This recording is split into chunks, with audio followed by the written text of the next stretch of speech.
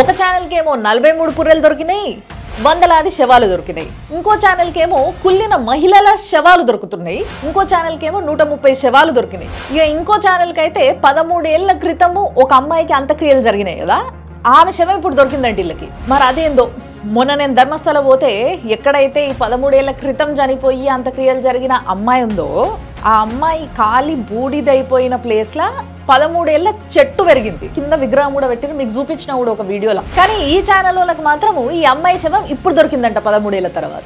అదే same channel ఇంకా తవ్వకాలు చేసి 100 శవాలు బయటికి తీసింది తెలుసా. స్పాట్ నెంబర్ 1 ఉందో అక్కడ ఒక రెడ్ కలర్ బ్లౌజ్ దొరికింది, ఒక పాన్ కార్డ్ దొరికింది లక్ష్మి అనే పేరుతోని, ఒక ఏటీఎం కార్డ్ దొరికింది ఒక మొగైన పేరుతోని.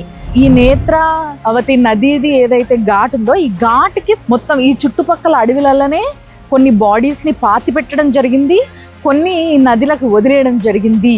సో అక్కడ ఎతుకుతుండగా 2 ఎముకలు మాత్రమే, పుర్రెలు కాదు, స్కెలిటన్స్ కాదు, ఏమీ కాదు, 2 ఎముకలు దొరికినాయి. కానీ ఆ ఎముకలు ఒక్క స్కెలిటన్వా లేకపోతే 2 స్కెలిటన్లవా అనేది ఇంకా వాళ్ళ క్లారిటీ లేదు.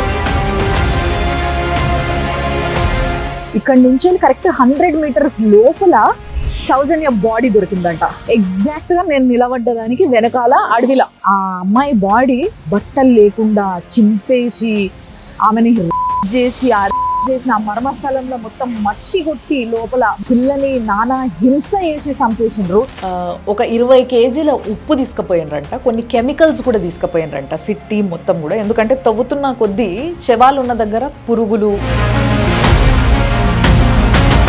అదేదో తెలుగు మీడియా వాళ్ళు చెప్తున్నట్టుగా సిట్ టీము ఒక్కొక్కరు ఒక్కొక్క గోన్సన్ చేసుకుపోయి ఒక్కొక్క సైడ్ నుంచి 100 పుర్రలు ఏరుకొచ్చి అందులో వేసుకొచ్చి ఇగో చూడండి ఇవి దొరికినాయి అని చెప్పేసి చూపిస్తే వీళ్ళు తమ్నేలా పెట్టుకుంటున్నట్టు కాదన్నట్టు.